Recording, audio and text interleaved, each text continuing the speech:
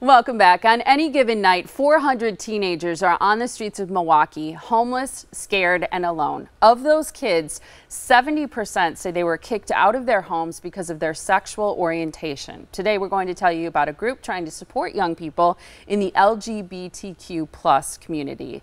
Brad Schlaikowski is the co-founder and director of Courage MKE, or do you say Milwaukee? Courage MKE. You say MKE, okay.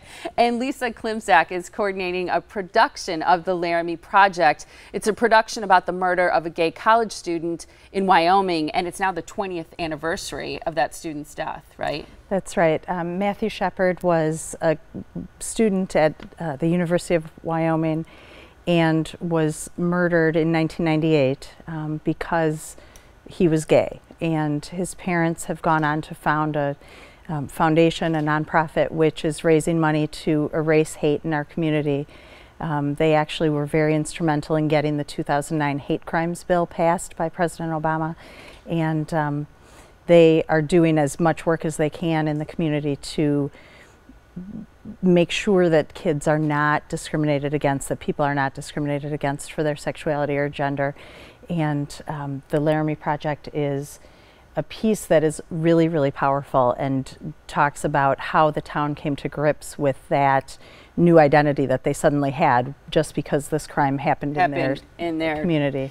Yeah, and it's a one night only production, and I'm glad you're talking about it because people have just this one chance to see this incredible production, and it's a wonderful time to remember it. You can't believe it's been 20 years. Most people remember hearing about it and just kind of actually being sort of introduced in some ways to the idea of hate crime. So, and his parents are going to be there, or they're going to be in town for the as keynote speakers. That's at the gala. At the gala. Okay, but the production, we'll give you all the details in just a second.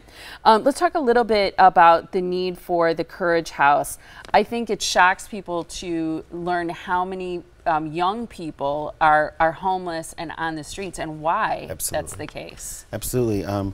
We purchased the property in February through the support and generosity of the community.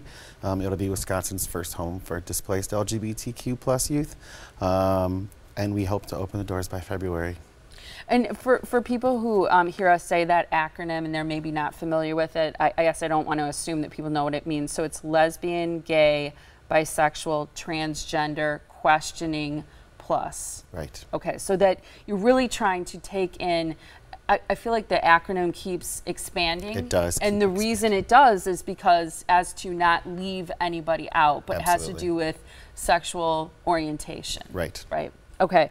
You need to raise money especially if we hear that there are hundreds on the streets on any given night. And I saw the public service announcement, the campaign that you have going, and it's very touching to hear young people saying, you know, the words that you guys stand for and the mission and how many people are homeless. My son is in that video, and he left with tears in his eyes the day we made that.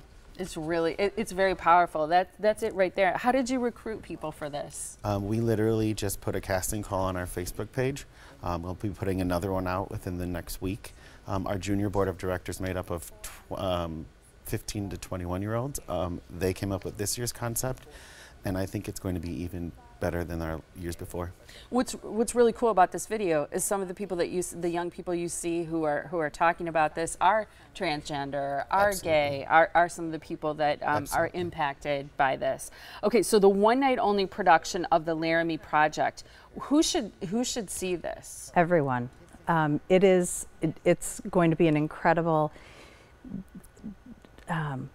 joining of the community. There's the Skylight Opera Theater donated the space to us, so we're using the Cabot Theater. We've got union actors, non-union actors who are donating their services and talent for the reading, and we're working with some outreach with different high schools in the area because we feel like, I mean, I told Brad I would love it if we could work ourselves out of a job and have parents accept their kids and not be, you know, kicking them out of the house because of who they are. And it's heartbreaking as a parent to know that that goes on. And it's a really powerful piece of theater.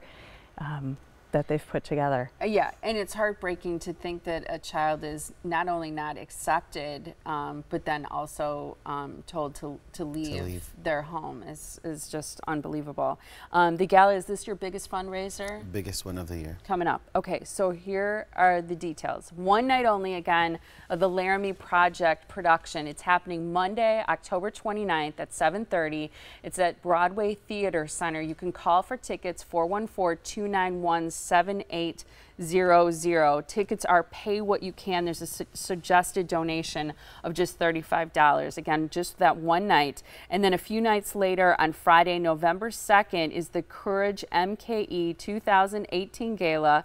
There's no place like home. It's happening from 6 to 10:30. Great thing to support. It's their biggest fundraiser, happening at the Renaissance Place on North Prospect Avenue. You can find out more by visiting their website. You can also see that great PSA, right, that you guys have put together. You'll see that, and Matthew Shepard's parents are coming to be our keynote speakers that night. I'm glad you mentioned that. So his parents will be there at the gala, and you can see them speak. It's couragemke.org. Great to see you again. Yes. Thank you so much for Thank sharing you for this having with us. us. We appreciate it.